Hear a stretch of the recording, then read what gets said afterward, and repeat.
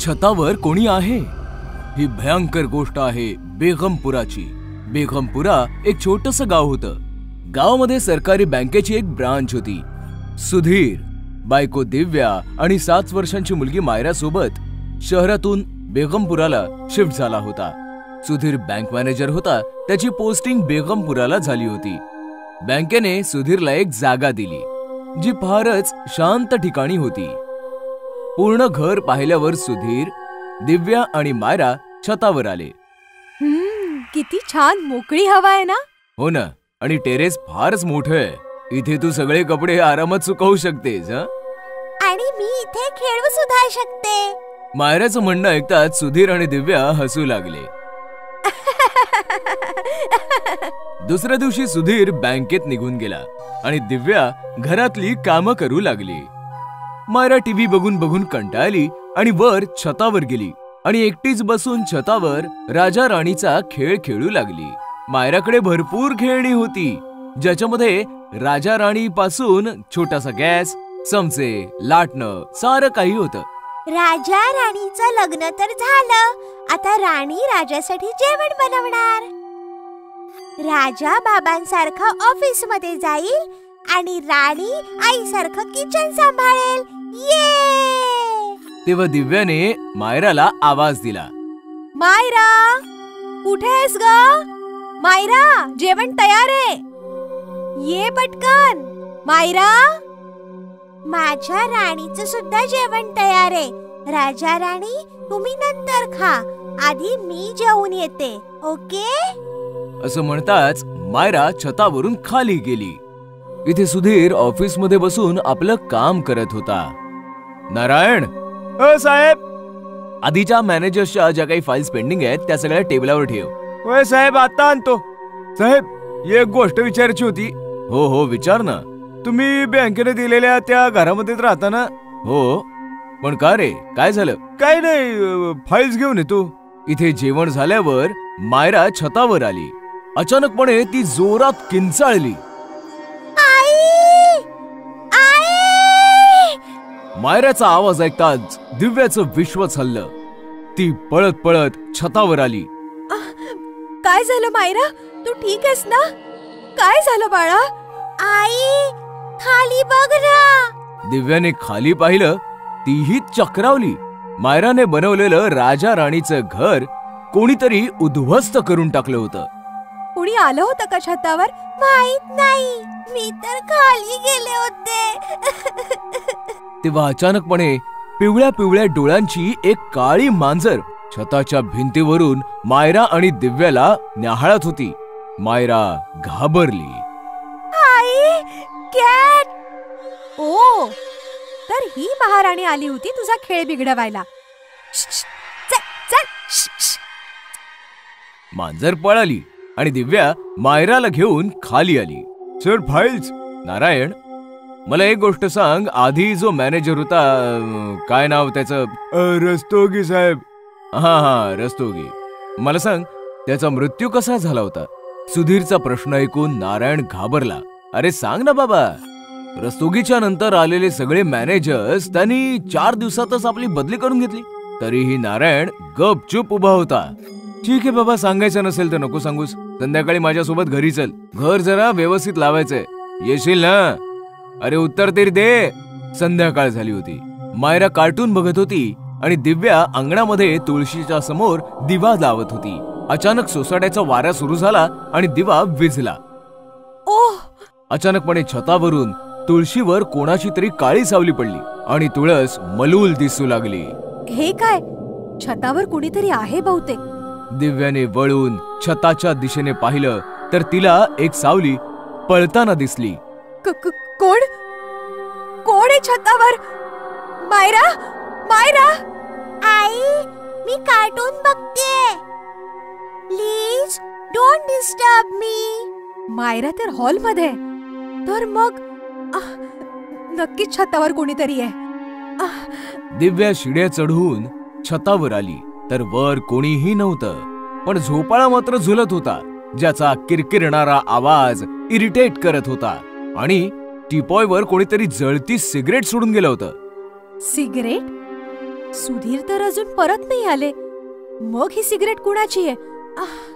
आणि तेवढ्यात खाली किचन मध्ये एक जोरदार आवाज आला आणि त्यानंतर मायराची किंकाळी. दिव्या पळतच खाली आली.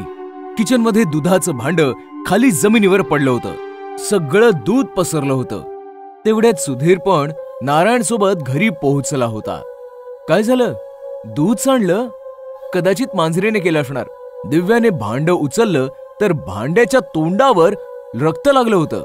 हे बघताच दिव्या थरथरत म्हणाली, नाही सुधीर, हे मांजराचं नाही दुसऱ्या कोणाचं तरी काम आहे. दुपारी मायराचा खेळ कुणीतरी बिघडवून टाकला होता. मला वाटलं मांजर आहे, पण नाही. तो दिवा विझणं, काळी सावली, जळती सिगरेट आणि आता हे रक्त. मला जाणवतंय सुधीर, छतावर कोणीतरी आहे. अगं पण कोण? तू माझं ऐक. कुणीतरी काळी सावली. Come on Divya, stop it. तेव्हा शांत उभा असलेला नारायण थरथरत म्हणाला, मॅडम बरोबर बोलतायत साहेब. तुम्हाला माहित करून घ्यायचं होतं ना रस्तोगी कसं मेले. तुमच्या घराच्या याच छतावरून पडून मेले. त्यांची सावली आहे छतावर. त्यांच्याच मुळे आज पातूर इथं कोणताही मॅनेजर टिकू नाही शकलाय. मला तोंड उघडायला अलाउड नाहीये, तरी पण सांगतो, निघून जा साहेब. काय नारायण, आता तू पण सुरू झालास? बरं मला सांग, रस्तोगी छतावरून खाली कसा पडला? पक्का बेवडा होतो साहेब. बायको सोडून निघून गेली होती. एकटाच घरात राहायचा आणि बायकोच्या आठवणीमध्ये छतावर येऊन रोज पित राहायचा. अचानक बॅलन्स बिघडला आणि खाली पडून मेला साहेब. बंद करी बकवास. आता तू निघ, मी सगळं सामान घेईन. दिव्या, तू पटापट हे साफ कर आणि जेवणाची तयारी कर. रात्रीचे 12 वाजले होते. दिव्या, मायरा सगळे झोपले होते आणि अचानक छत थरथरू लागलं आणि तिघांची झोपमोड झाली. मी म्हटलं होतं ना, छतावर कोणीतरी आहे. मी म्हटलं होतं. डोंट वरी, चला जाऊन बघूया आपण. मायरा बेटा, तू इकडे थांब. असं म्हणतात सुधीर दिव्यासोबत छतावर आला आणि तिकडचं दृश्य पाहून त्याच्या हृदयाचा थरकाप उडाला. झोपाळ्यावर रस्तोगीचं भयंकर भूत बसलं होतं, जे झोके घेत होतं.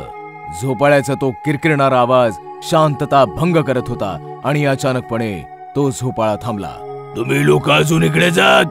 निघून जा माझ्या घरातून. रस्तोगी, का सगळ्यांना त्रास देतोयस तू? मी पुन्हा नाही बोलणार. उद्या सकाळपर्यंतची वेळ आहे. निघून जा, नाहीतर तुझी मुलगी माझ्यासोबत झोपाळा झुलत असेल. सुधीर चल प्लीज, इथून चल. हताश सुधीर दिव्यासोबत खाली आला. रात्रभर दोघेही पॅकिंग करत बसले आणि सकाळ होताच दोघेही मायरा सोबत ते घर सोडून निघाले. टिकटॉक वाली चेटकीण.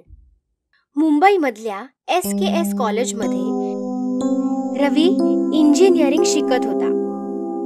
रवीचे सगळे मित्र टिकटॉक वापरत होते, म्हणून त्यांना बघून रवीने पण टिकटॉकवर अकाउंट बनवलं. रवी खूप दिवसांपासून टिकटॉक बनवत होता, पण त्याचे फॉलोअर्स वाढतच नव्हते. एक दिवशी रवी कॉलेजमधून घरी परतला आणि त्याने त्याचा फोन चेक केला. मग तेव्हा त्याला टिकटॉकवर एक नवीन व्हिडिओ चॅलेंज मिळाला.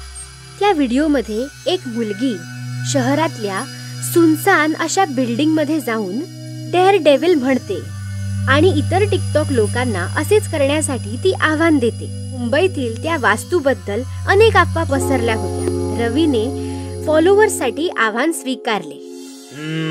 हा करेक्ट चान्स आहे फॉलोअर्स वाढवण्यासाठीचा.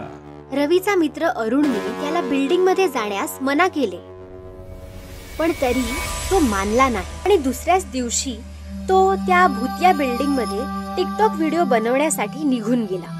रवी त्या बिल्डिंग मध्ये घुसताच त्याने रेकॉर्डिंग ऑन केलं आणि आय एम डेअर डेव्हिल असं म्हणताच पाठीमागे असलेला दरवाजा बंद झाला आणि त्या बिल्डिंग मध्ये जोर जोरात हसायचे आवाज येऊ लागले.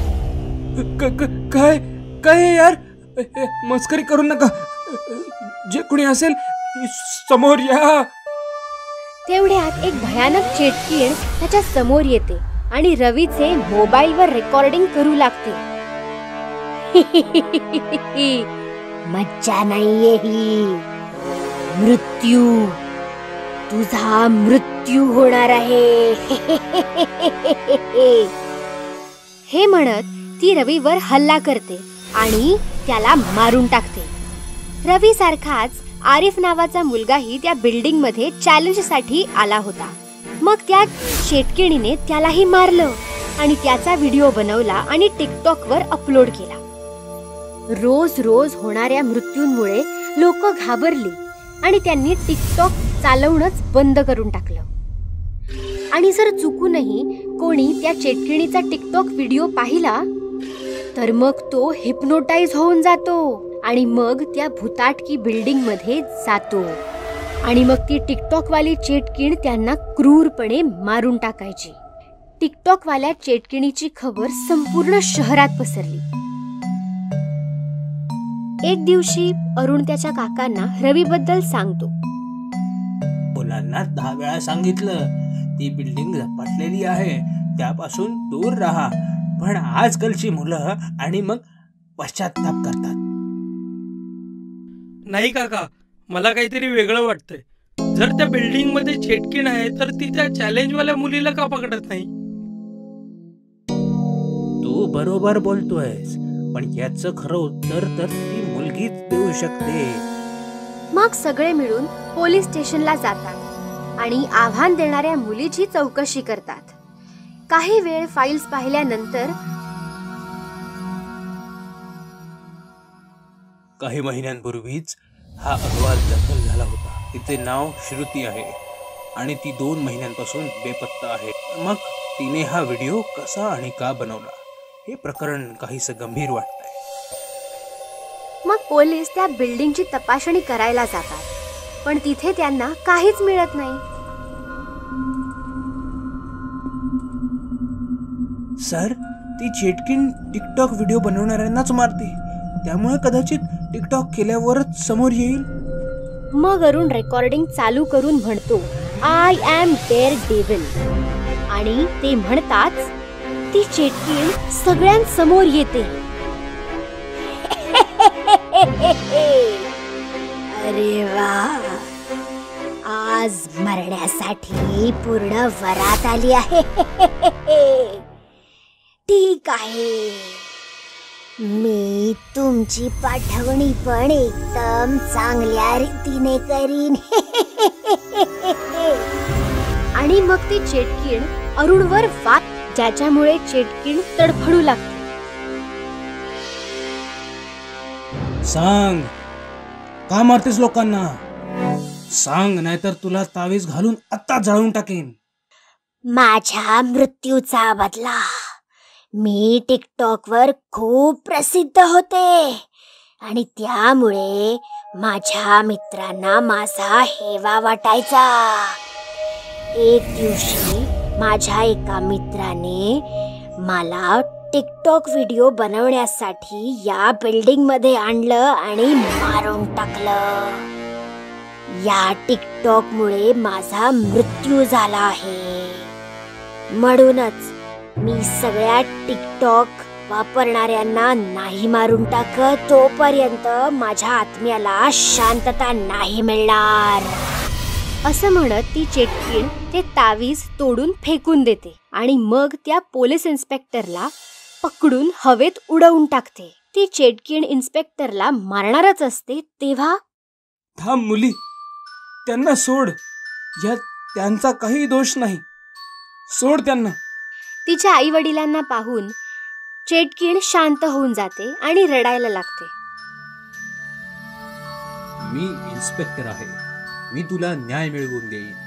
फक्त तू लोकांना मारणं बंद कर. कुणा एकाच्या चुकीची शिक्षा सगळ्यांना देणं चांगलं नाही. मग पोलीस श्रुतीच्या मित्राला अटक करतात आणि फाशीची शिक्षा देतात आणि श्रुतीचा आत्मा मुक्त होतो.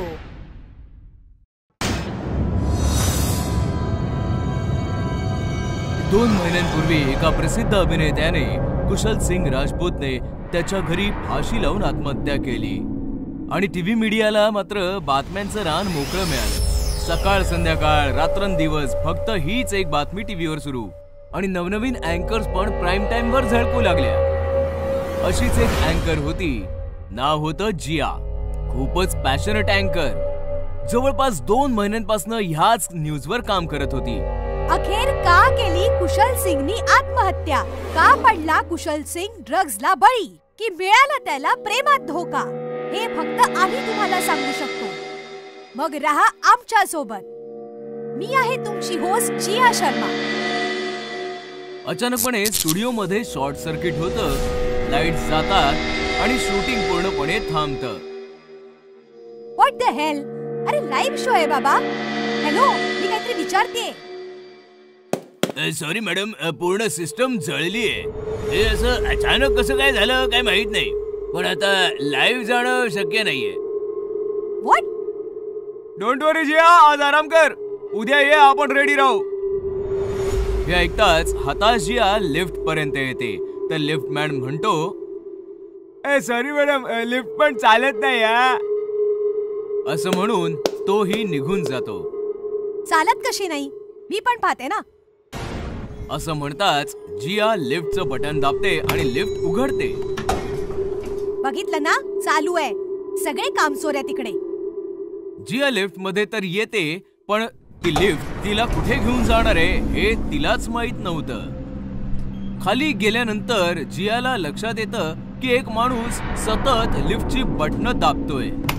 हे बघताच जिया हैराण होते की हा माणूस लिफ्टच्या आतमध्ये अचानक कसा आला. हॅलो, हे काय करतोयस तू आणि आत कसा आलास? तुम्ही लोकांनी मला इकडे कैद करून ठेवलंय. मला इकडनं बाहेर पडायचंय. हॅलो, कोण आहेस तू? तो माणूस मागे वळून पाहतो तर जियाचे डोळेच पांढरे होतात. तो माणूस होता प्रसिद्ध अभिनेता कुशल सिंग राजपूत. जिया जोरात किंचाळते. त्यानंतर हळूहळू डोळे उघडते आणि घाबरलेल्या नजरांनी पाहते तर लिफ्ट उघडी होती. लिफ्ट मध्ये कोणीच नव्हतं आणि जिया अंडरग्राऊंडला पोहोचली होती. ओहो, मी पण ना. मला लवकरच सायकियाट्रिस्ट कडे जायला लागणार आहे बहुतेक. असं म्हणताच जिया स्वतःच्या कार मध्ये तर बसते, पण बाजूच्या सीटवर नजर गेल्यावर ती प्रचंड घाबरते. शेजारच्या सीटवर बसलं होतं कुशल सिंगचं भयानक भूत. तू तर मेलास ना? मी मेलो आहे जगासाठी, पण तुम्ही मीडियावाले कोणाला सुखाने मरू तर द्याल का? मी 2 महिन्यांपासून कैद आहे तुमच्या स्टुडिओमध्ये. आज बाहेर पडू शकलोय मी. चल, मला जिम मध्ये घेऊन जा. 2 महिन्यांपासून जिमला नाही गेलोय. Security, security. कोणी नाहीये इकडे आणि मी कोणाला दिसूही शकत नाही. मग तर तू माझा भ्रम आहेस नक्कीच. एवढी पण घाई योग्य नाही. आधी मला जिम मध्ये घेऊन चल. चल. जिया कशीबशी तिची गाडी स्टार्ट करते आणि तिकडनं निघते. गाडी जिमच्या समोर उभी राहते, पण गाडीमध्ये कोणीच नव्हतं. ओ गॉड, हा तर माझा भ्रमच आहे. असं म्हणून जिया निघण्यासाठी गाडी स्टार्ट करणारच होती की तेवढ्यातच अमानवीय शक्तीने तिला वश केलं.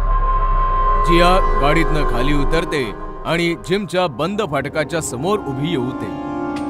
फाटक आपल्या आपणच उघडतं आणि जिया आतमध्ये जाते. आतमध्ये जिया पाहते की शेकडो भूत एक्सरसाइज करतायत आणि कुशल सिंग देखील एक्सरसाइज करत आहे.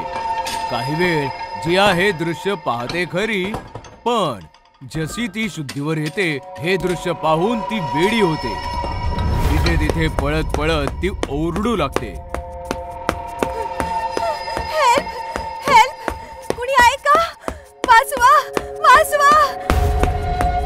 पळता पळता ती गेटच्या दिशेने येते.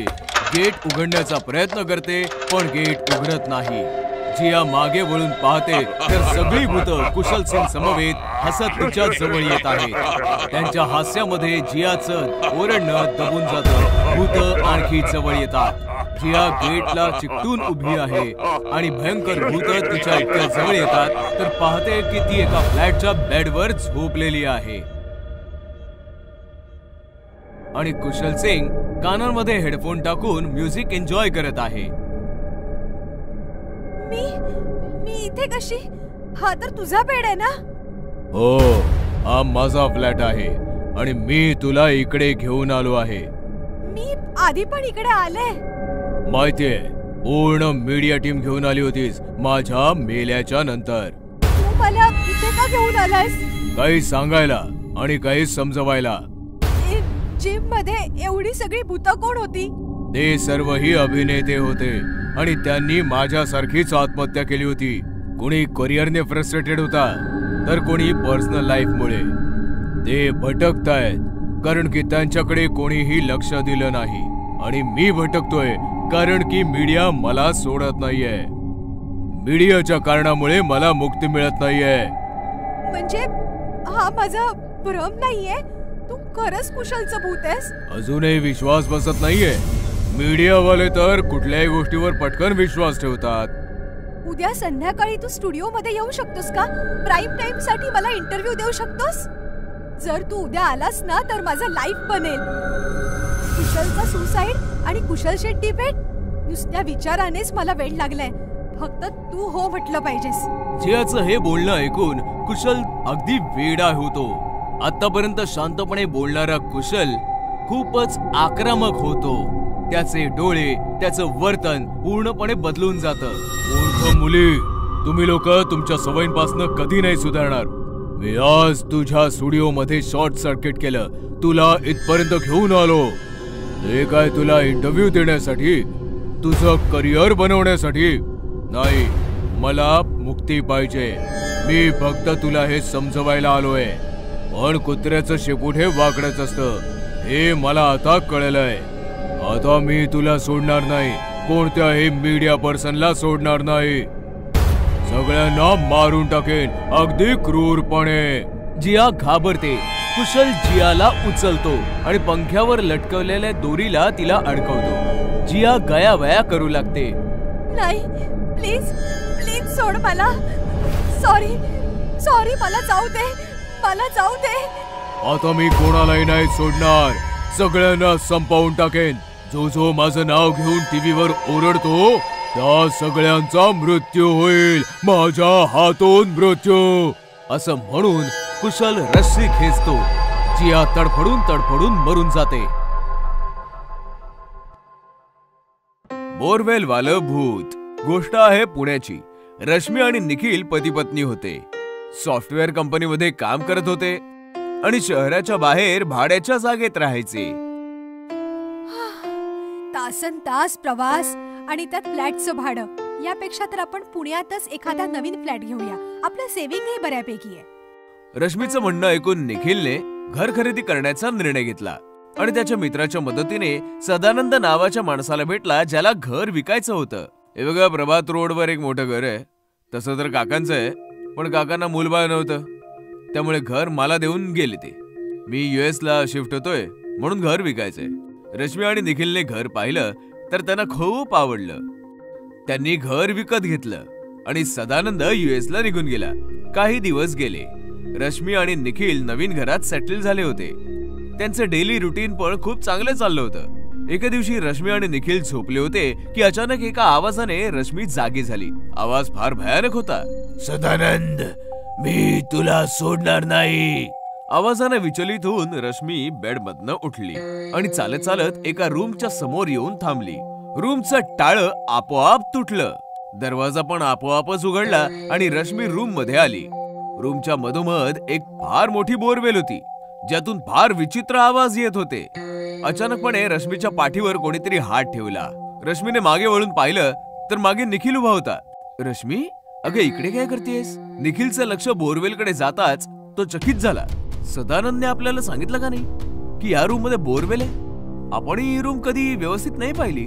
रश्मी नॉर्मल होऊन बोलू लागली. बोरवेल आहे तर चांगलंच आहे ना, पाण्याचा त्रास तर नाही होणार आता. दुसऱ्या दिवशी रश्मी निखिल बरोबर जॉबवर तर गेली, पण तिचं वागणं बोलणंच बदललं होतं. लंच ब्रेक मध्ये कोणालाही न सांगता ती गुपचूप घरी आली आणि बोरवेल समोर येऊन उभी राहिली. मला बाहेर काढा.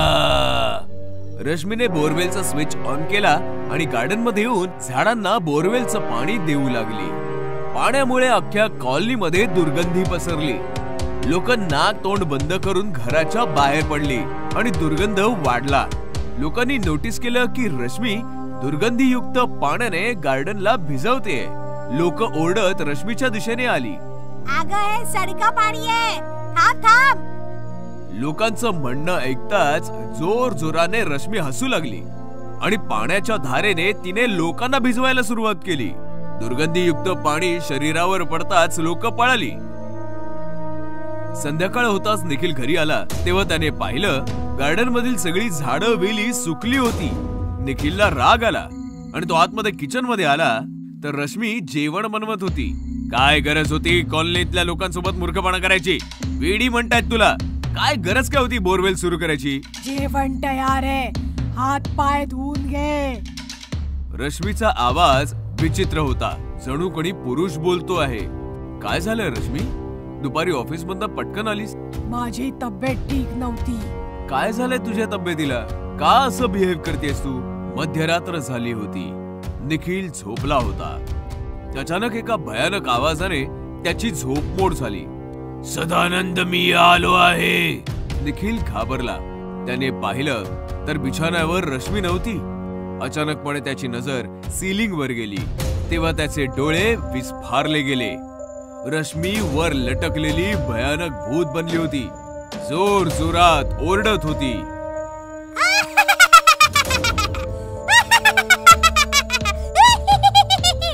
मी आलो आहे सदानंद, मी तुला मारून टाकेन. असं म्हणताच रश्मी निखिलच्या छाताडावर बसली आणि तिने निखिलवर हल्ला केला. रश्मी सोड ग, काय झालंय काय तुला? रश्मी निखिलवर वारंवार वार करत होती. निखिलने रश्मीला फेकलं आणि पळत पळत बोरवेलच्या रूम मध्ये येऊन लपला. निखिलने मोबाईल काढून सदानंदला फोन केला. सदानंद, अरे काय केलंस तू? माझी बायको वेडी झालीये, वारंवार तुझं नाव घेते आणि ती बोरवेल आणि हे सगळं काय आहे? सदानंद हसता हसता म्हणाला, माफ कर मित्रा, झालंय असं की मी काकांची सगळी प्रॉपर्टी हडपलीये आणि त्यांना मारून बोरवेल मध्ये काढलंय. काकांचं भूत सतावत होतं म्हणून मी घर विकून US मध्ये शिफ्ट झालोय. आता माझं कोणी काही बिघडवू शकत नाही, ना इंडियन पोलीस ना इंडियन काकांचं भूत. असं म्हणून सदानंदने फोन कट केला. पण सत्य ऐकताच निखिलची अवस्था बिकट झाली होती. म्हणजे काकांचं भूत रश्मी मध्ये आलंय आणि सदानंद समजून मला मारताय. तेवढ्यात दरवाजा तोडून रश्मी आत आली आणि ओरडू लागली, माझं घर, माझी इस्टेट हडपून, मला बोरवेल मध्ये पुरून तू इथे लपून बसलाय सदानंद. मी तुला नाही सोडणार. काका, मी निखिल आहे, सदानंद नाहीये. पण रश्मीने निखिलला बोलायची संधीच नाही दिली. तिने निखिलला पकडलं, खेचून बोरवेलच्या दिशेने घेऊन आली आणि निखिल सोबतच तिने बोरवेल मध्ये उडी मारून स्वतः सोबतच निखिलचं आयुष्यही संपवलं. नवरी बनली डायन पार्ट 2. गोष्ट आहे अमेठीची. मालती तिचा जवान मुलगा रघु सोबत राहायची. मालती विधवा होती आणि तिने एकटीनेच रघुचं पालन पोषण केलं होतं. तरी पण रघुला मालती आवडत नव्हती. याच गोष्टीमुळे मालती दिवस रात्र दुःखी असायची. कुठे चाललायस रघु? मी कुठेही जाईन, तुला त्याचं काय? तू तुझ्या लिमिट मध्ये राहा. खरं तर मालती रघुची खरी आई नव्हती, ती सावत्र आई होती. रघु 5 वर्षांचा होता तेव्हा त्याची आई वारली आणि त्याच्या बेवड्या बापाने मालतीशी लग्न करून तिला घरी आणलं. पती बेवडा होता, पैशांची चणचण होती, म्हणूनच सुरुवातीला मालतीने रघुचं फार पालन पोषण नाही केलं. याच गोष्टीचा फायदा उचलून रघुच्या आत्याने रघुचे कान भरले. रघु बाळा, खीर आणलीये, चल खाऊन घे. आई आई ग, माझा पोरगा किती वाळून गेलाय.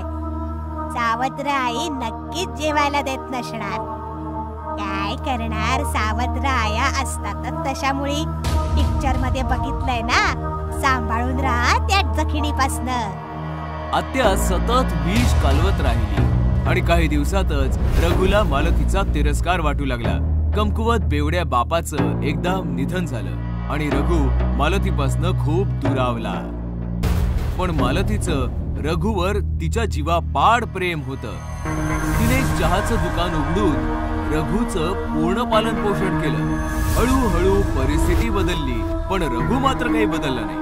तो मालतीचा तिरस्कारच करू लागला. याच आठवणी आठवून मालती रडत होती आणि तेवढ्यात रघुचा फोन आला.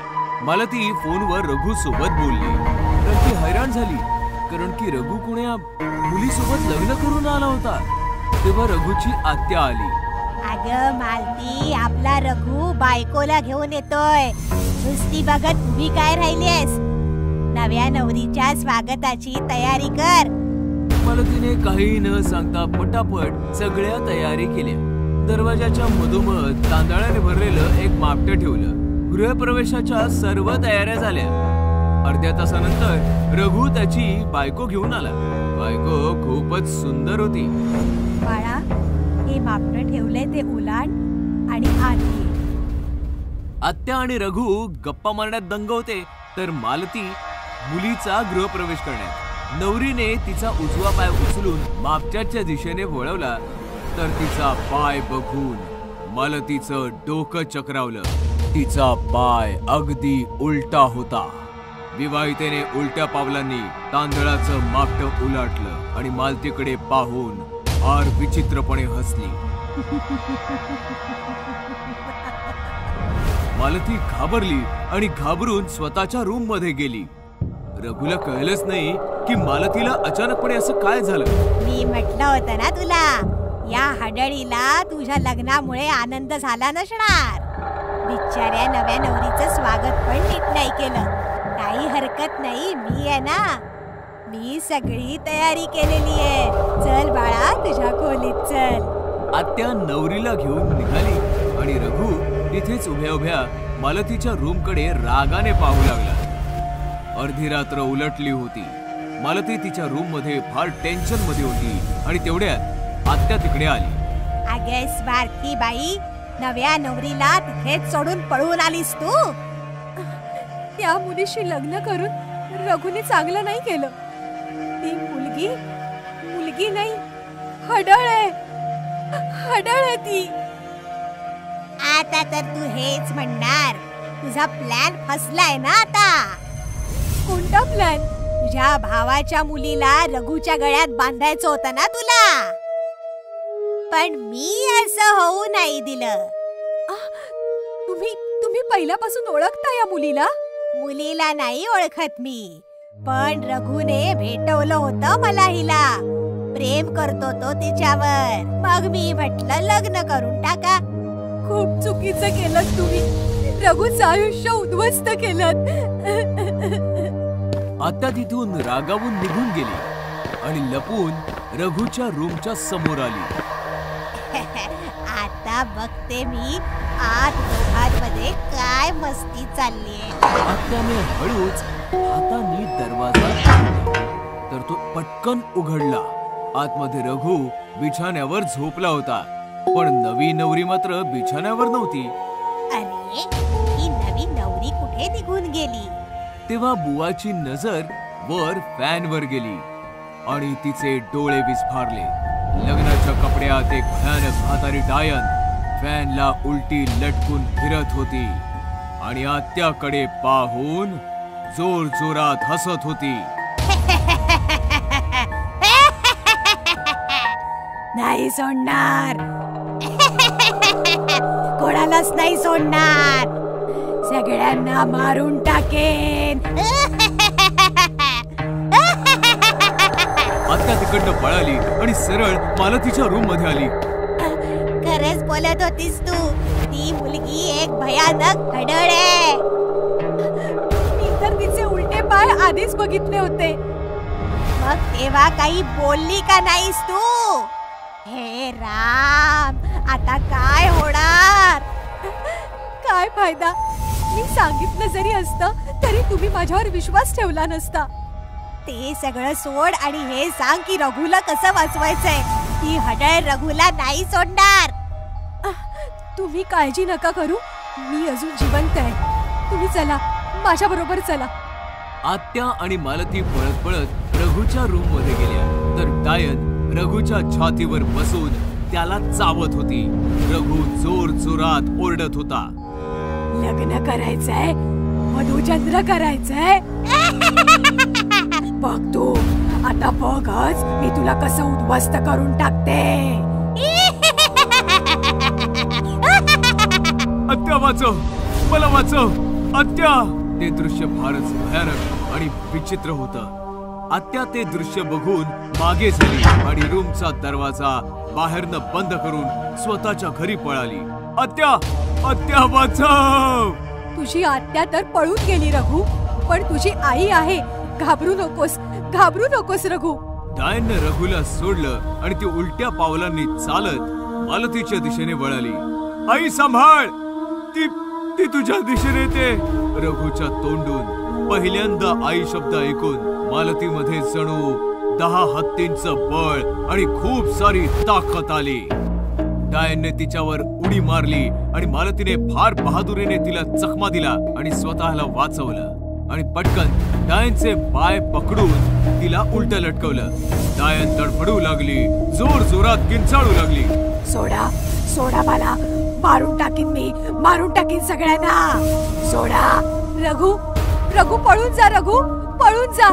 रघु सुरी घेऊन ये, सुरी घेऊन ये रघु.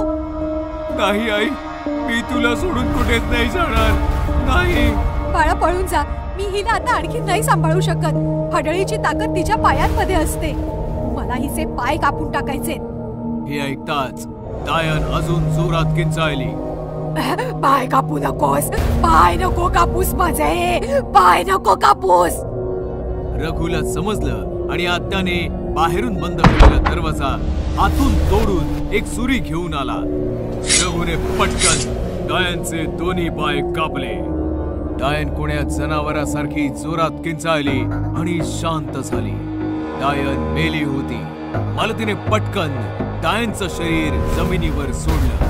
रघुने पटकन त्याच्या आईला मिठी मारली आणि माय लेक हमसून हमसून रडू लागले. रघु, रघु.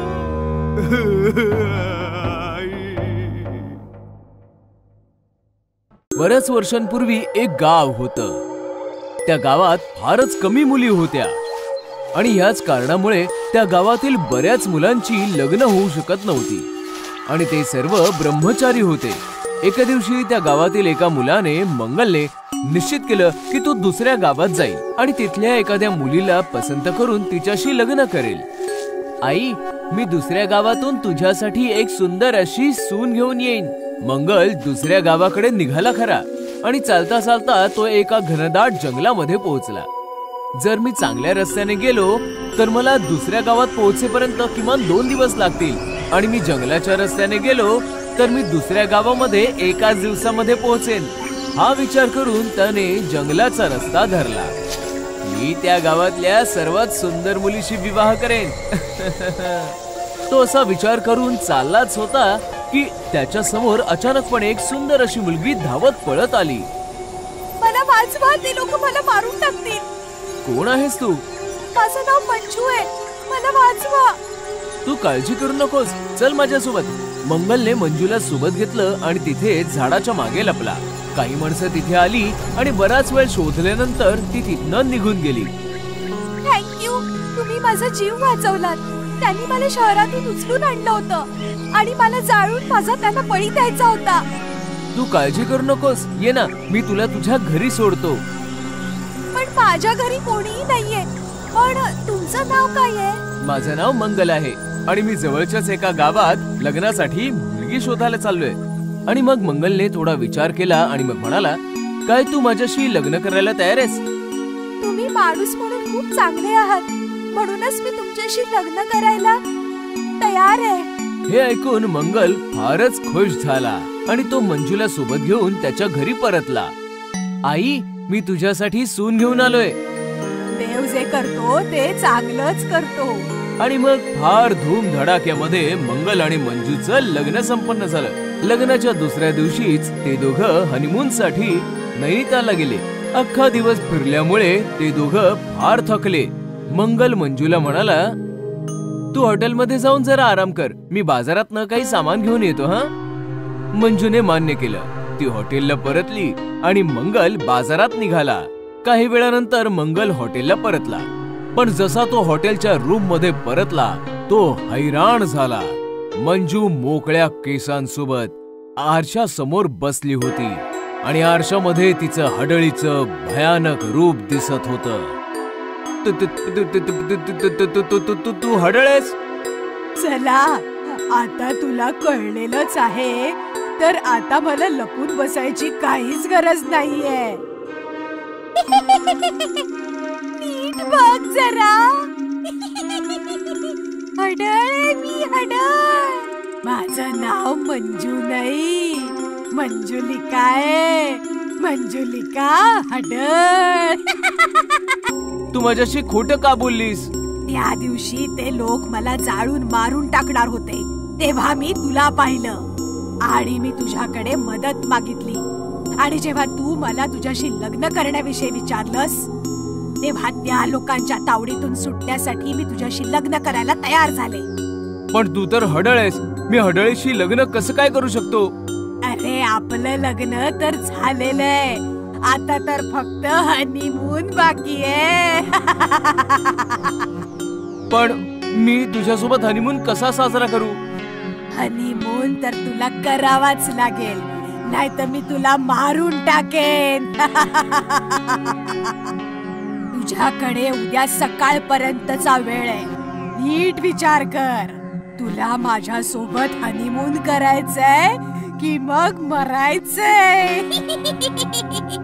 अरे, आम्ही कुठे अडकलो? यापेक्षा तर मी गावातील इतर मुलांसारखाच ब्रह्मचारी राहिलो असतो. आता मी या हडळीपासनं कसा वाचणार? तेव्हा त्याला एक आयडिया सुचली. दुसऱ्या दिवशी सकाळी सकाळी त्या हडळीने त्याला विचारलं, मग तू काय ठरवलंस? मरायचंय की हनीमून करायचंय? मी तुझ्यासोबत हनीमून साजरा करायला तयार आहे. खरंच? हो. मंगल तिला हॉटेलपासून दूर एका टेकडीवर घेऊन गेला आणि तिला म्हणाला, तू तुझे डोळे बंद कर, मी तुझ्यासाठी एक गिफ्ट घेऊन आलोय. मला गिफ्ट्स खूप आवडतात. जसं हडळीने डोळे बंद केले, मंगलने पेट्रोलचा कॅन तिच्यावर उलटला. एका माचीची काडी जाळून तिला हडळीवर फेकली आणि हडळ आगीमध्ये जळू लागली. हे तू काय केलंस? काय केलंस तू? हे तुला मारून टाकलं. पण तुला हे कसं कळलं की जाळलं तर मी मरून जाईन? काल रात्री तूच मला सांगितलं होतंस की जंगलात त्या दिवशी तुला ती लोक जाळून मारणार होती. मग तेव्हाच मला कळलं की तुला जाळून मारलं जाऊ शकतं. अशा प्रकारे मंगलने त्या हडळीला जाळून मारून टाकलं आणि हडळीच्या हनीमूनचा अंत झाला. भूतांचा दरबार. फार वर्षांपूर्वीची गोष्ट आहे. एका जंगलात खूप सारी भूत राहत होती. त्या सर्वांचा एक राजा होता. त्याचं नाव होतं कालीचरण. तो खूप शक्तिशाली होता आणि तितकाच भयानक देखील होता. सर्व भूत त्याला घाबरत असत. कालीचरण त्याच्या महालात राहत असे. कोणत्या भूताला जर न्याय हवा असेल तर ते कालीचरणच्या दरबारात न्याय मागायला येत. महाराज, मी दूर शहरात जाऊन धष्टपुष्ट मानव पकडून आणला, मात्र याने त्या मानवाला चोरून खाऊन टाकलं. नाही महाराज, तो मानव मी शहरातून पकडून आणला होता. अच्छा, तर मग सांग, तू त्या मानवाला कोणत्या शहरातून पकडून आणले होतेस? मी त्याला सूरजगड मधून पकडून घेऊन आणलं. तू खोटं बोलत आहेस. सूरजगड मध्ये वर्षानुवर्षे दुष्काळ आहे, म्हणून तिथला कोणताही माणूस जाडा नाही. लंबू भूत, या भूताला आगीत टाकून जाळून टाका. महाराज, महाराज, मला माफ करा. मी पुन्हा असं नाही करणार. या भूतांच्या दरबारात सर्वांना न्याय मिळतो.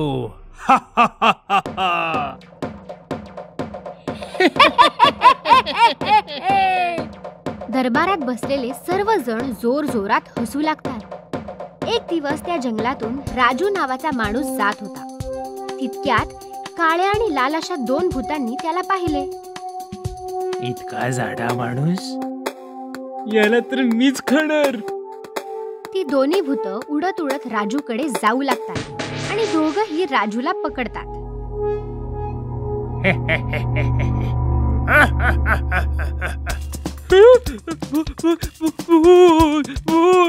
या मानवाला पहिले मी पकडलंय. नाही नाही, या मानवाला पहिले मी पकडलंय. अशा तऱ्हेने दोघांमध्ये बाचाबाची सुरू होते आणि मग ते ठरवतात, चल या मानवाला आपण दरबारात घेऊन जाऊया. ती दोन्ही भूत राजूला घेऊन दरबारात येतात. लाल भूत कालीचरणला घडलेली सगळी घटना सांगतो आणि मग म्हणतो, महाराज, आता तुम्हीच निर्णय घ्या. या माणसाला नक्की कोणी खायचं?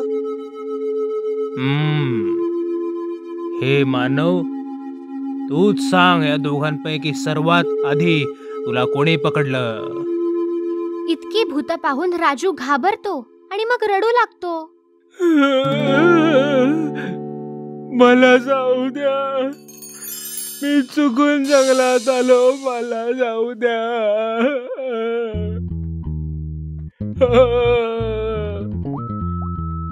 अरे आधी तू रडणं थांबव. मला रडणारी माणसं आवडत नाही. रडू नाही तर काय करू? मला काळ्या भूताने खाल्लं काय किंवा लाल भूताने खाल्लं काय? शेवटी मी मरणारच आहे. दया करा महाराज. तू भूतांच्या दरबारात आहेस. इथे दया नाही, फक्त न्याय मिळतो.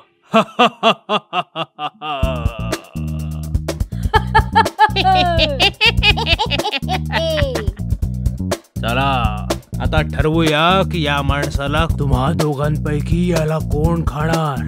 तुम्ही जेव्हा या माणसाला पाहिलं तेव्हा हा काय करत होता? जेव्हा मी त्याला बघितलं तेव्हा तो पाणी पित होता. जेव्हा मी त्याला बघितलं तेव्हा तो भाकरी खात होता. ए मानवा, आता तूच सांग, तू पहिल्यांदा पाणी प्यायलास की भाकरी खाल्लीस? मी पहिल्यांदा भाकरी खाल्ली. म्हणजे काळ्या भूताने तुला पहिल्यांदा पाहिलं. म्हणजे आता याला मी खाणार.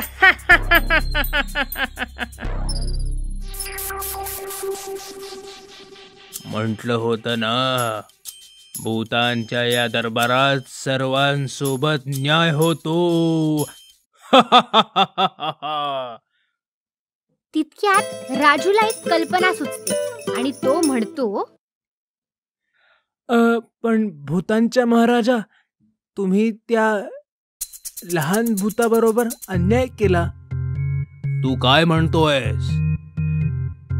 मला मान्य आहे की काळ्या भूताने मला पहिल्यांदा पाहिलं, पण मी तर छोट्या भूताला पहिल्यांदा पाहिलं आणि त्याच वेळी माझ्या मनात विचार आला की मला हे छोटे भूतच खाऊ शकतं, म्हणून माझ्यावर या छोट्या भूताचाच अधिकार असला पाहिजे. हे तू काय म्हणतोयस? हा माणूस बरोबर बोलतोय. त्याच्यावर या छोट्या भूताचाच अधिकार असला पाहिजे, म्हणून त्याला छोटे भूतच खाणार. तितक्यात ते छोटे भूत म्हणालं, पण महाराज, मी माणूस नाही खात. काय महाराज, मग तर तुम्ही मला इथून सुखरूप जाऊ दिलं पाहिजे आणि हाच न्याय आहे आणि या भूतांच्या दरबारात सगळ्यांसोबत न्याय होतो ना. कालीचरणला राजूचं म्हणणं पटतं आणि मग तो म्हणतो, हा माणूस बरोबर बोलतोय. जर लहान भूत त्याला खाऊ इच्छित नाही तर त्याला जाऊ दिलं पाहिजे, कारण या भूतांच्या दरबारात सगळ्यांसोबत न्याय होतो.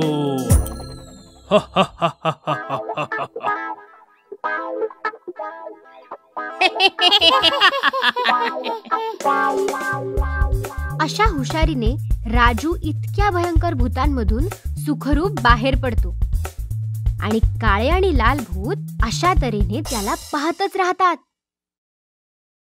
एक शहर होते. त्या शहरात एक आंधळी चेटकीण राहत होती. त्या चेटकिणीचे दोन्ही डोळे गायब झाले होते. तिला काहीच दिसत नव्हतं. मला माहिती आहे तुम्ही सगळे इथे लपलेले आहात. मला दिसत नाही याचा फायदा उचलताय, पण तुम्ही माझ्यापासून सुटू शकत नाही.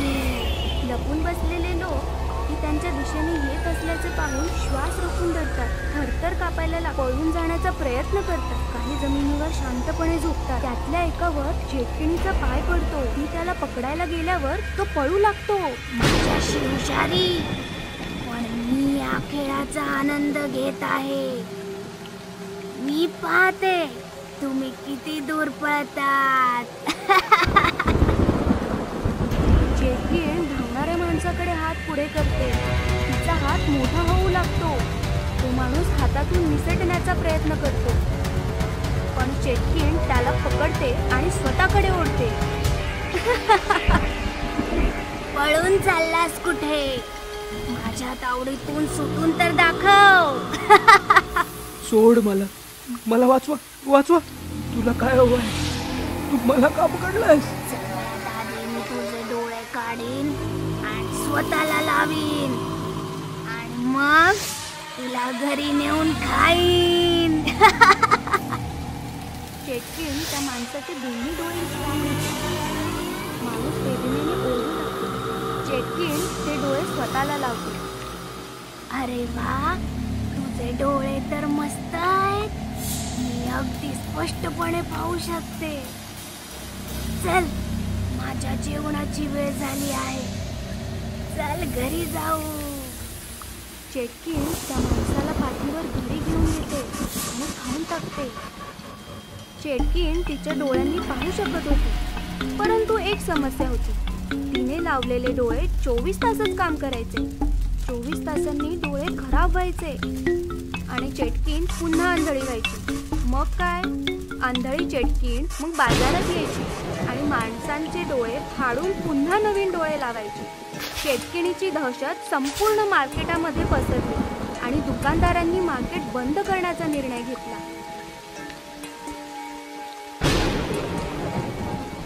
भावांनो, ती अंधळी चेटकीण रोज येत असते आणि कोणाला ना कोणाला घेऊन जाते. पोटी ग्राहकही बाजारात येत नाहीत. काय करायला पाहिजे? जोपर्यंत चेटकिणीला काही इलाज नाही तोपर्यंत बाजार बंद ठेवूया. होय होय, बाजार बंद ठेवूया. होय होय, बाजार बंद ठेवूया. अशा प्रकारे दुकानदारांनी बाजार बंद केल्याने संपूर्ण बाजारपेठेत शांतता पसरली. रात्र झाली की चेटकीण बाजारात यायची, पण बाजारात कोणीच नसायचं. चेटकीण खूप शोधायची, पण ते माणूस सापडायचा नाही. बाजार बंद झाल्यासारखा दिसतोय. आता माझे काय? मला डोळे आणि अन्न कसे मिळणार? ठीक आहे, मी शोधून काढते. कोणीतरी मिळेलच. चालत चालत चेटकीण हॉस्पिटलमध्ये पोहोचते. तिला पाहून सर्व लोक इकडे तिकडे धावू लागतात. चेटकीण डॉक्टरांच्या केबिनमध्ये येते. डॉक्टर थरथर कापायला लागतात. काय हवंय तुम्हाला? मला तुझे डोळे हवे आहेत. असं म्हणत चेटकीण डॉक्टरला पकडते. मला सोड. मी तुला सोडले तर डोळे कसे मिळतील? मी देतो तुला डोळे. मी डोळ्यांचाच डॉक्टर आहे. अरे ठीक आहे, मी रोज येईन. मला 2 डोळे आणि 1 पेशंट खायला हवा आहे. जर माझ्याशी दगाबाजी केली तर माझ्यापेक्षा वाईट कोणी नाही. ठीक आहे, मला सोड. चेटकीण डॉक्टरांना सोडते. डॉक्टर चेटकिणीला 2 डोळे देतात आणि चेटकीण पेशंटला पाठीवर घेऊन निघून जाते. अशा रीतीने चेटकीण रोज डॉक्टरकडे यायची. डॉक्टर पेशंटचे डोळे काढून चेटकिणीला लावायचा. आणि पेशंट त्या चेटकिणीच्या हवाली करायचा. एके दिवशी डॉक्टरांचा शास्त्रज्ञ मित्र डॉक्टरांकडे येतो. डॉक्टर, मला मृत्यूनंतर माझे डोळे तुमच्या हॉस्पिटलमध्ये दान करायचे आहेत. त्याची औपचारिकता पूर्ण करण्यासाठी मी इथे आलो आहे. अहो, तुम्ही इथे का आलात? तुम्ही तुमचे डोळे दुसऱ्या हॉस्पिटलमध्ये दान करा. काय झालं डॉक्टर? तुम्ही अस्वस्थ दिसताय. डॉक्टर शास्त्रज्ञाला चेटकिणीबद्दल सांगतात. डॉक्टर, काळजी करू नका. मी चेटकिणीसाठी असे डोळे बनवीन की ती पाहतच राहील. मग शास्त्रज्ञ रात्रंदिवस मेहनत करून चेटकिणीचे डोळे बनवतात आणि डोळे घेऊन डॉक्टरकडे येतात. हे घ्या डॉक्टर, हे डोळे चेटकिणीला लावा. हे कोणत्या प्रकारचे डोळे आहेत? हे कृत्रिम डोळे आहेत. त्यात कॅमेरा आहे ज्यामुळे चेटकिण बघू शकेल. यात आणखी खास गोष्ट आहे. खास गोष्ट ती काय? मला या डोळ्यांमध्ये एक मायक्रोबॉम्ब बसवता आला आहे, ज्याचा रिमोट माझ्याजवळ आहे. मग चेटकिणी येते आणि शास्त्रज्ञ पटकन लपतो. डॉक्टरांचे डोळे तयार आहेत की नाही? तयार आहे. तुम्ही झोपा. चेटकिण आडवी होते. शास्त्रज्ञाने दिलेले डोळे डॉक्टर हे काय डोळे आहेत डॉक्टर? याच्यामध्ये तर खूप तेजस्वी प्रकाश आहे. ते एका लहान मुलाचे डोळे आहेत ना, त्यामुळे धारदार आहेत. ठीक आहे, मी जाते. उद्या तयार राहा. असे बोलून चेटकिण निघून जाते. चेटकिण निघून गेली. वैज्ञानिक, बाहेर या. शास्त्रज्ञ बाहेर येतो. मग डॉक्टर आणि शास्त्रज्ञ चेटकिणीच्या मागे मागे हॉस्पिटलच्या बाहेर येतो. आता आपण स्फोट करू शकतो असे म्हणत शास्त्रज्ञ रिमोट काढतो आणि बटन दाबतो. चेटकिणीच्या डोळ्यात टिक टिकचा आवाज येतो. अहो, हा टिक टिकचा आवाज कसला आहे? मग मोठा आवाज येतो आणि चेटकिणीच्या चिंध्या उडतात. शास्त्रज्ञाच्या बुद्धिमत्तेमुळे चेटकिण मरते आणि संपूर्ण शहर चेटकिणीच्या तावडीतून मुक्त होतं. एक शहर होते. त्या शहरात एक आंधळी चेटकिण राहत होती. त्या चेटकिणीचे दोन्ही डोळे गायब झाले होते. तिला काहीच दिसत नव्हतं. मला माहिती आहे तुम्ही सगळे इथे लपलेले आहात. मला दिसत नाही याचा फायदा उचलताय, पण तुम्ही माझ्यापासून सुटू शकत नाही. लपून बसलेले लोक ती त्यांच्या दिशेने येत असल्याचे पाहून श्वास रोखून धरतात. थरथर कापायला पळून जाण्याचा प्रयत्न करतात. काही जमिनीवर शांतपणे झोपतात. त्यातल्या एकावर चेटकिणीचा पाय पडतो. ती त्याला पकडायला गेल्यावर तो पळू लागतो. माझ्याशी हुशारी, पण मी या खेळाचा आनंद घेत आहे. मी पाहते तुम्ही किती दूर पळतात. चेटकिण धावणाऱ्या माणसाकडे हात पुढे करते. तिचा हात मोठा होऊ लागतो. तो माणूस हातातून निसटण्याचा प्रयत्न करतो, पण चेटकिण त्याला पकडते आणि स्वतःकडे ओढते. पळून चाललास कुठे? माझ्या तावडीतून सुटून तर दाखव. सोड मला. मला वाचवा, वाचवा. तुला काय हवं आहे? तू मला का पकडलायस? सगळ्यात आधी मी तुझे डोळे काढीन आणि स्वतःला लावीन आणि मग तुला घरी नेऊन खाईन.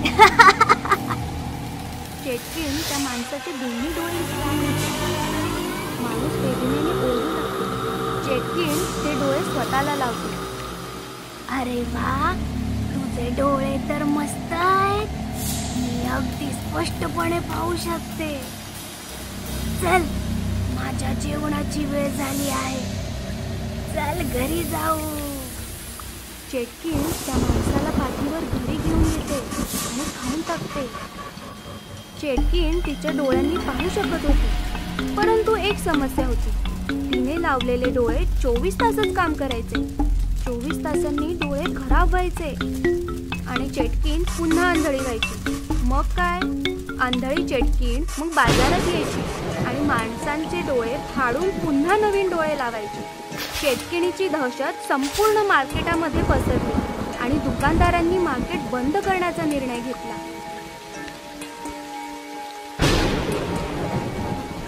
भावांनो, ती अंधाई चेटकीण रोज येत असते आणि कोणाला ना कोणाला घेऊन जाते.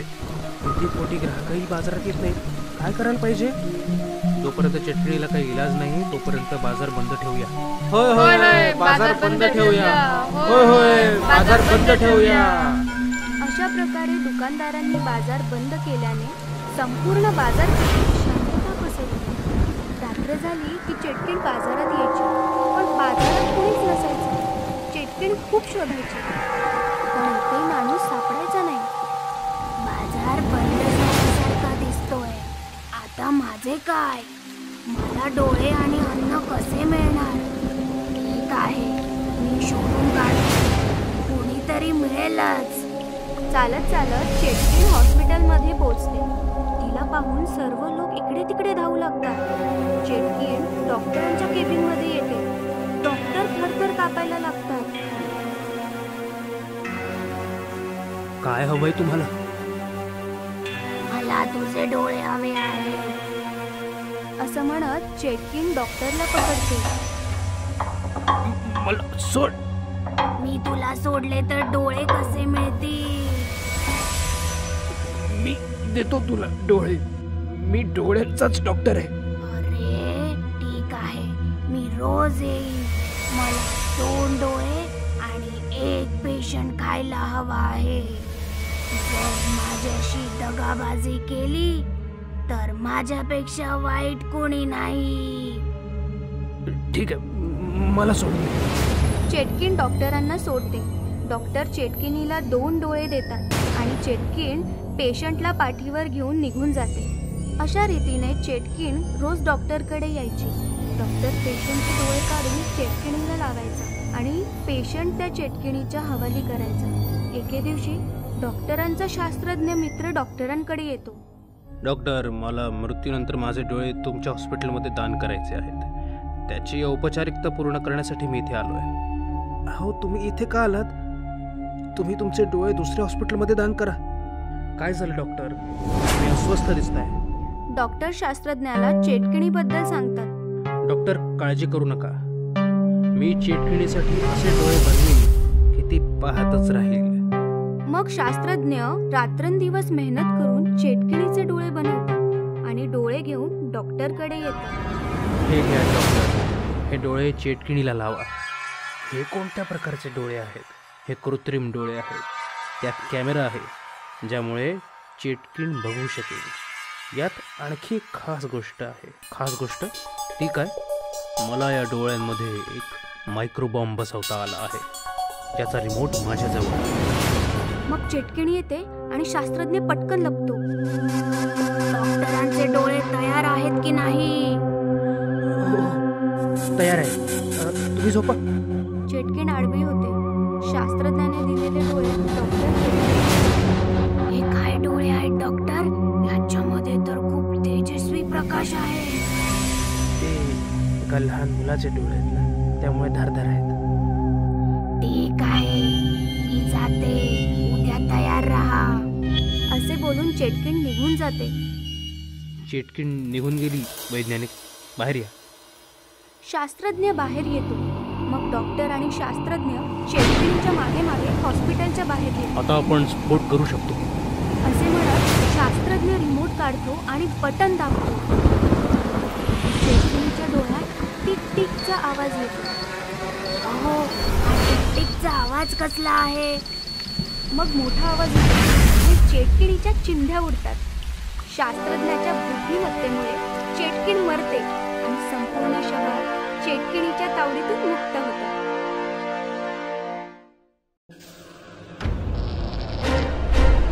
भूतनी आंटी.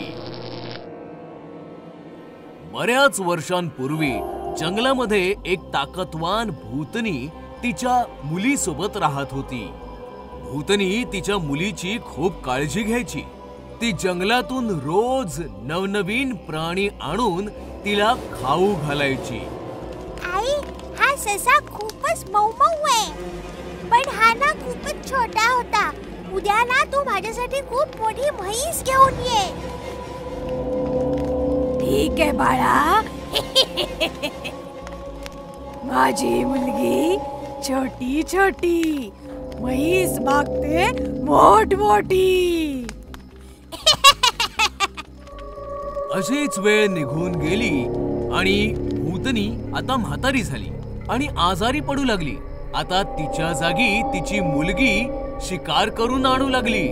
एके दिवशी म्हाताऱ्या भूतनीने तिच्या मुलीला सांगितलं, बाळा, आता मी जास्त दिवस जिवंत नाही राहणार, म्हणून माझी इच्छा आहे तू माझी एक शेवटची इच्छा पूर्ण कर.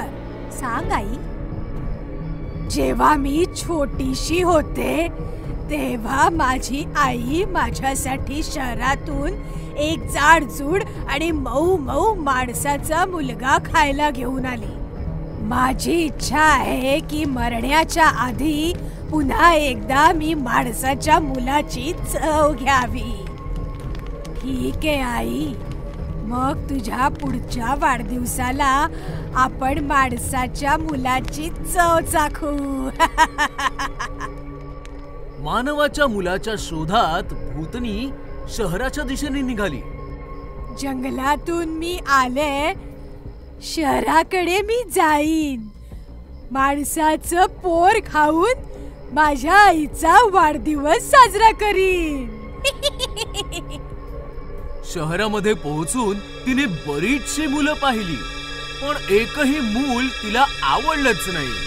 तेवढ्यात तिला समोर गट्टू दिसला. हा मुलगा तर खूप मऊ मुलायम आहे, पण हा तर खूपच हडकुळ आहे. याला तर माझी आई एकटीच खाऊन टाकेल, मग मला काय मिळणार? काही हरकत नाही, मी ह्याला खायला घालून चांगलं जाडजूड बनवेन.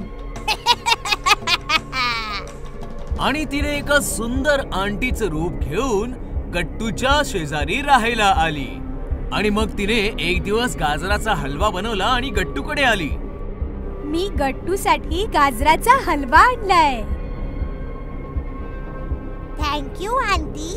आता भूतनी काही ना काही निमित्ताने गट्टूला स्वादिष्ट भोजन खाऊ घालायला लागली. एवढं स्वादिष्ट भोजन खाऊन आता गट्टू देखील खूप जाडजूड झाला.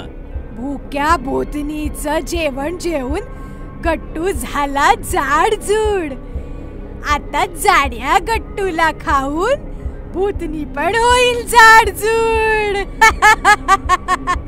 दुसऱ्याच दिवशी भूतनी आंटीने गट्टूला सांगितलं, मी शहरापासून थोडं दूर असलेल्या रेस्टॉरंट मध्ये जेवायला जातेय. तू माझ्या बरोबर येणार आहेस का? हो हो, मी तुमच्या बरोबर नक्की येईन. आणि मग भूतनीने गट्टूला सोबत घेतलं आणि जंगलाच्या दिशेने निघाली. गट्टूने जसं जंगल पाहिलं त्याने भूतनीला विचारलं, आंटी, तुम्ही मला इथे जंगलात का घेऊन आलात? तुम्ही तर म्हणाला होतात की मला रेस्टॉरंट मध्ये घेऊन जाताय. तेव्हा अचानक भूतनी तिच्या मूळ रूपात आली. तू बरंच काही खाल्लंस गट्टू, आता आमच्या खाण्याची पाळी आहे. तुम्ही तर भूतनी आंटी आहात. भूतनी गट्टूला घेऊन तिच्या आईच्या जवळ आली. आई, हे बघ, मी माणसाचं पोर घेऊन आले. याला खाण्यात तर खूप मजा येईल. ह्या दोन्ही भूतणींचं बोलणं ऐकल्यावर गट्टूला कळलं की यांच्यापासून वाचण्यासाठी त्याला काही ना काही शक्कल लढवावी लागेल. तेवढ्यात त्याला एक आयडिया सुचली.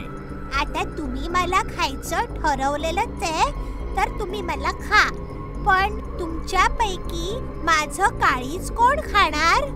असं म्हणतात माणसाच्या शरीरात काळीज सगळ्यात जास्त स्वादिष्ट असतं आणि जो ते एकदा खातो तो त्याची चव कधीच नाही विसरत. तसं तर मला वाटतं की माझं काळीज भूतनी आंटीनेच खायला पाहिजे, कारण त्यांनी खूप मेहनत केली आहे ना. नाही नाही, तुझं काळीज तर मीच खाणार, कारण माझ्या सांगण्यावरूनच तर तुझी भूतनी आंटी तुला शहरातून इथे घेऊन आलीये.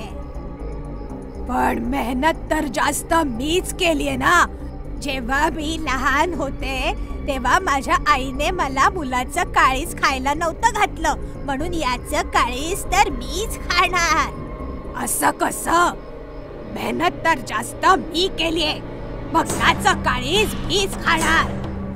आणि मग बघता बघता भांडण विकोपाला गेलं.